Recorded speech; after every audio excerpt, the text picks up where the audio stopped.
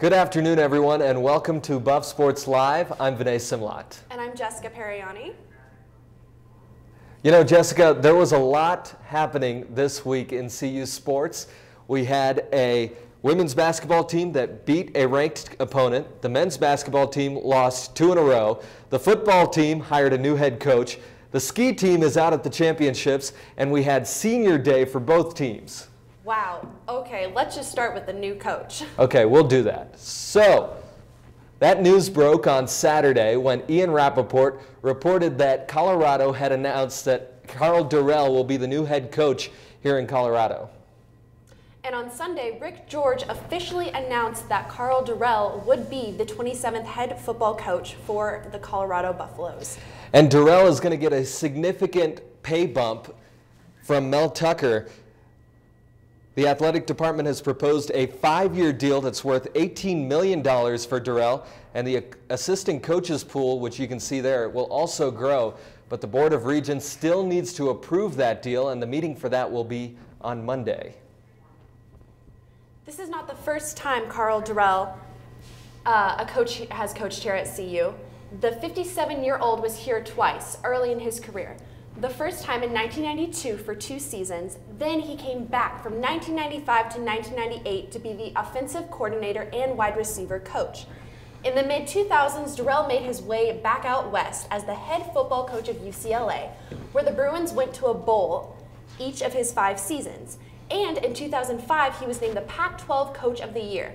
After that, Coach Dorrell made his way to the NFL, where he coached the Jets and the Dolphins, until CU scooped him up. Yes, they did. And on Monday, the University of Colorado officially announced that Karl Dorrell would be the new head football coach here. And Coach Dorrell talked about how happy he was to be back at CU. It gives me great pride to introduce Karl Dorrell as the 27th head football coach at the University of Colorado. It's an interesting story how I got here. It started way back in my early 20s, getting my first Division I job. My kids were born here in a Vista Hospital right in Louisville. I lived in Lafayette the last time I was here as an assistant. I moved back to Lafayette as my homestay, even though I've been in the NFL. Everything is aligned for me to be where I'm at right now today. This is my dream job. This is my dream job. You'll get the best out of me, and I'm sure that it's going to be reflected in the players that you see play on Saturdays. You heard Coach mention that he has a house in Lafayette. During the press conference, Coach Dorrell said he bought that house because an NFL career is so unpredictable, and there's a funny story on how that factored into his interview with Rick George and Associate Athletic Director Lance Carl. I get this call Thursday afternoon about, hey, would you be interested in this job? And that kind of floored me, to be honest with you.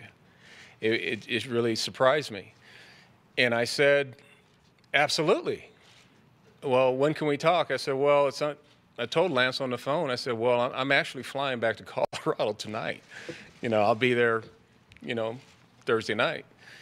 And then he went and talked with Rick, and then they got back with me a little bit later that day, and they said, well, can we meet at your house?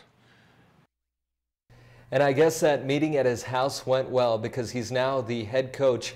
Even though Coach Dorrell is an offensive-minded coach, he said defense will be the cornerstone of his Colorado Buffaloes. Coach, a wide receiver coach, quarterbacks, passing game, all that stuff, but I knew from the very heart of hearts the program came from the cornerstone, which was our defense. Whether it was the Alfred Williams, Canavis McGee's, Chad Browns, I can go on and on, Deion Figures, Beekert. I mean, there's a number of great players that played in this league and played on a professional level, but it was the cornerstone of the team.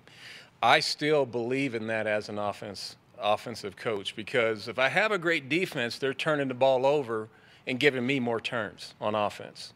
And that's what an offensive coach wants, is more turns. In some much anticipated news this week, the Colorado Buffaloes announced that Darren Cheverini will be one of 4 coaches staying on Karl Dorrell's staff. Chev is a fan favorite. He was the wide receivers coach and assistant head coach last season, and an incredible, valuable recruiter. Aside from Coach Chev, Darian Hagan, who was a running backs coach last season, will be back, working under his 6th head coach here in Colorado. Last year's defensive coordinator, Tyson Summers, and his linebackers, Coach Brian Michalowski, will stay at their same roles again this season. Those 4 are staying here in Colorado, but there are still a few coaching positions that are left open. Coach Dorrell will be looking for a new tight ends coach, an offensive and defensive lines coach, and a defensive backs coach. We also still don't know who will be calling the plays for CU next season. Well, moving on to basketball, a week ago today, Colorado was alone in first place at the top of the Pac-12 conference. Since the Buffs have lost 2 straight and they've fallen out of first, it started with a stunning collapse against UCLA last Saturday afternoon. Yeah, Colorado had a 9-point lead in the second half of that game, but UCLA came back with a 20-3 run while Colorado missed 10 straight field goal tries. At the same time, UCLA didn't turn the ball over at all in the second half. Those offensive and defensive issues ended up sealing the deal for Colorado. They've been swept by UCLA in the season.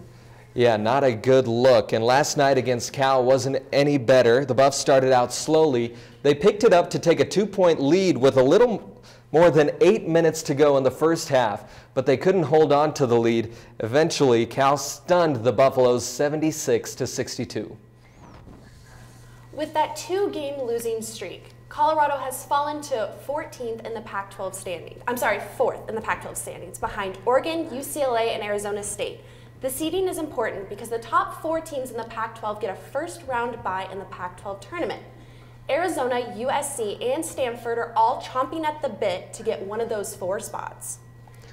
Well, the Buffs will only have a few more shots to make sure that they get one of those top 4 spots in the Pac-12 tournament. After last night's loss, the Buffs will be in Stanford tomorrow, and they'll finish the season at Utah, who they beat by 39 points back in January. But they can't overlook that team. Utah's always tough on their home court. The pivotal Stanford game will be tomorrow afternoon at 4 p.m. It will be the first time Colorado and Stanford play since February 8th, where CU overcame an 18-point deficit to win the game 81-74. That was the emotional game where Oscar da Silva got injured when he ran into Evan Batty, and both teams came together at half court to pray for him. The good news is that Da Silva is all better. The bad news is he's Stanford's best player, and Colorado has always had trouble when he's on the floor. Either way, the Buffs are looking to snap their 2-game losing streak and right the ship as we move closer to the Pac-12 tournament. Well, it's that time of the show again. Put away your telegrams, your personal computers, and your Motorola Razrs, because it's time for this week's trivia question. We're sticking with basketball just to rub some salt in the wound. So this week we're asking you, what is CU's all-time record against Cal? And Jessica, here's a hint, it's not that great. We'll have that answer for you later in the show. Well, if you're not sick of basketball, we've got more coming up in just a minute. And we'll tell you about Phil coming back to campus. Phil!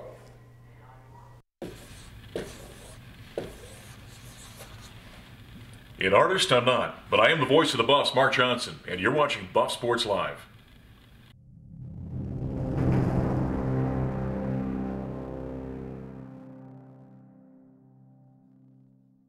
Please record in Mike and Q Talent in 5, 4, 3, 2, 1. Mic up on 2. All right, take 1. And fade camera 2. Take 3. Ready, red. Roll red. Take cam 1. Take red. Take it.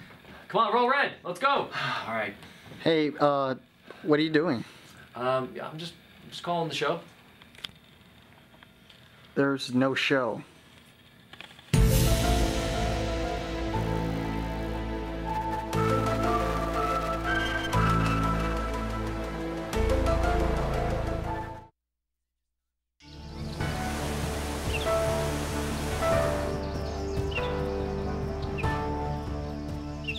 they were nervous and inexperienced. As new faces looking to achieve greatness. As the years went on, they grew confident in their abilities. Maybe. Yes, sir! Now they look to guide others in the same pursuit. There it is! Can you believe it? All are welcome to be featured on the biggest stage. Is it his time? Yes! We invite you to discover what you're capable of at Buff Sports Live.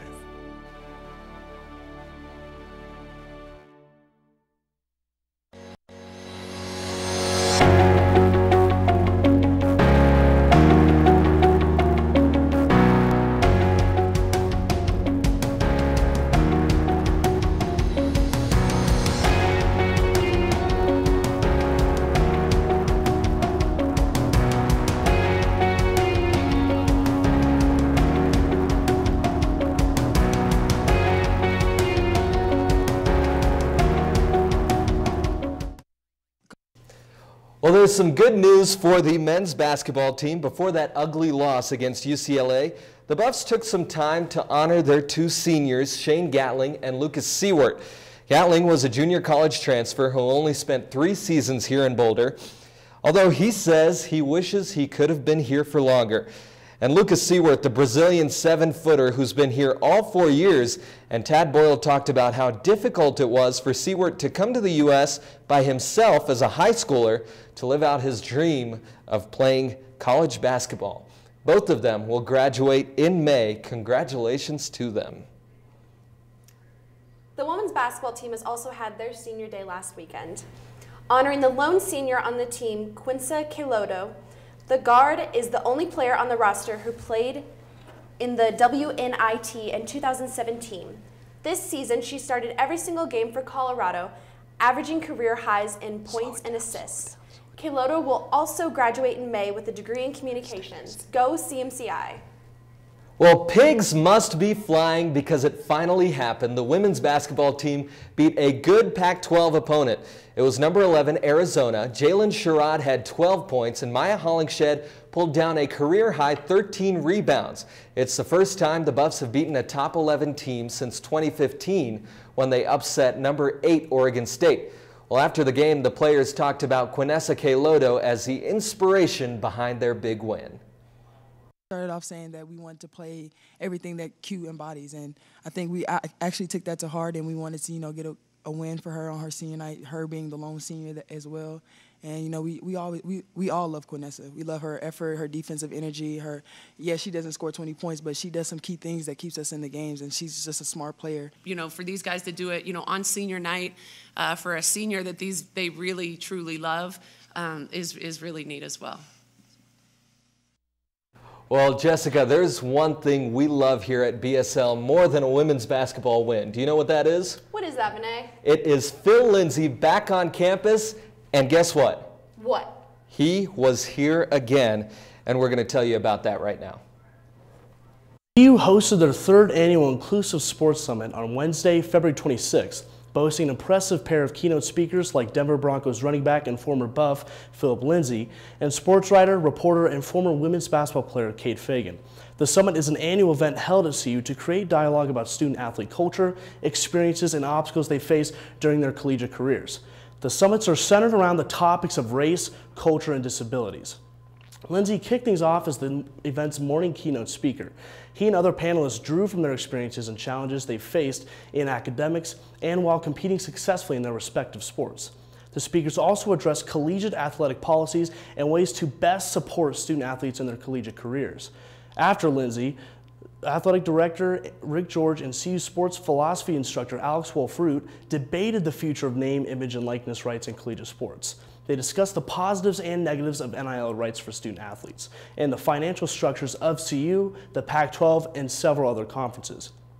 The event continued with talks about body image, race, disabilities, student advocacy, harmful stigmas, and a student-athlete-led panel to provide the audience with alternative student perspectives. Kate Fagan, the afternoon keynote speaker, talked about her new book, What Made Maddie Run. It's the story about a freshman track and field athlete at the University of Pennsylvania named Maddie Holloran, who took her own life several years ago. She also discussed her own issues with her sexuality while playing basketball at CU. The event ended with opportunities for students interested in recreation, career networking, talks about transgender issues in sports, and the growing popularity of the esports field in college.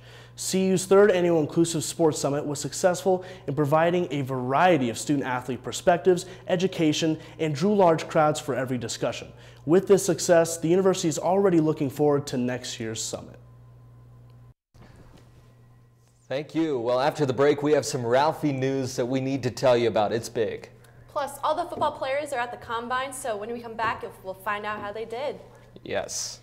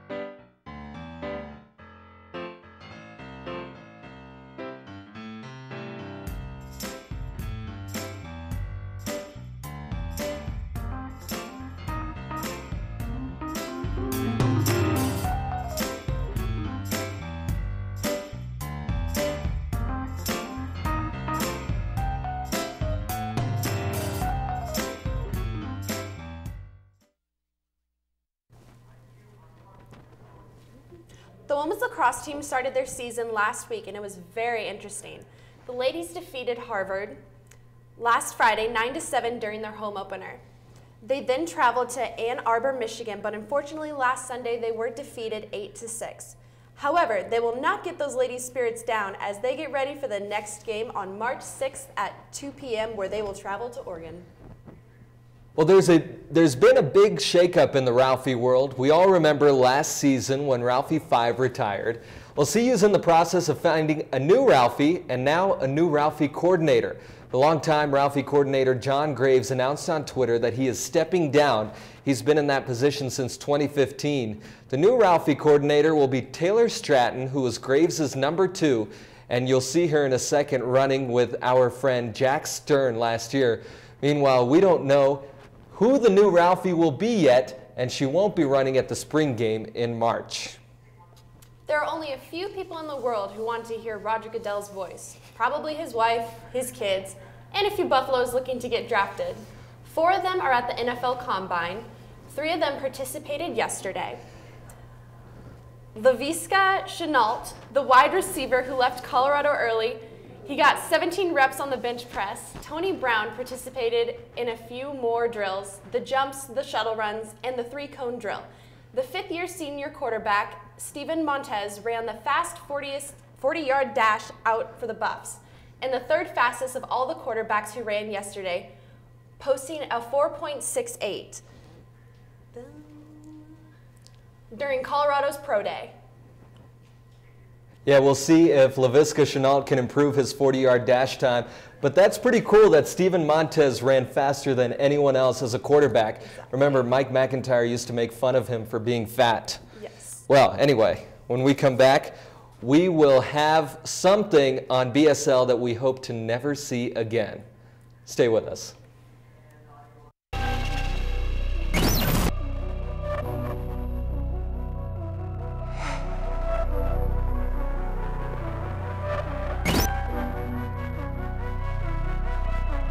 Deserves a second look. Michael taking off, the patented tongue comes out. Just in front of that line. Look at this, the double clutch, the reach out.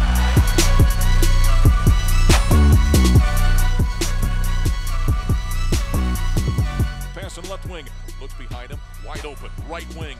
Up top, open for 3, fires.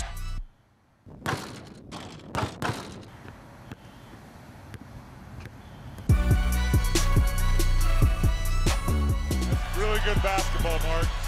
Unselfish, smart basketball.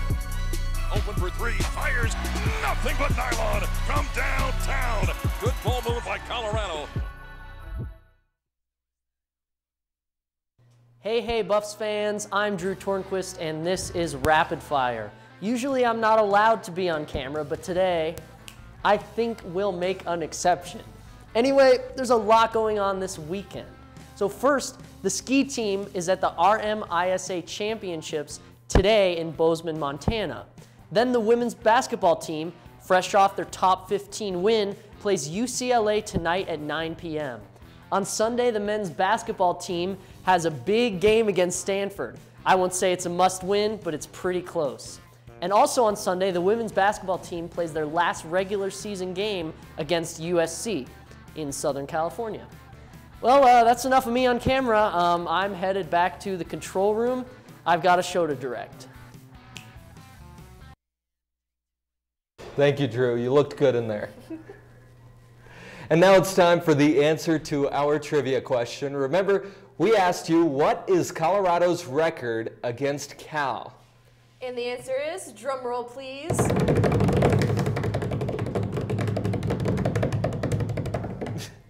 16-18. Not that great, especially for a team that's been towards the bottom of the conference the last few years. And now it's time for our tweet of the week this week, and it's from our favorite sports writer, Brian Howell. He literally wrote the book on Colorado football.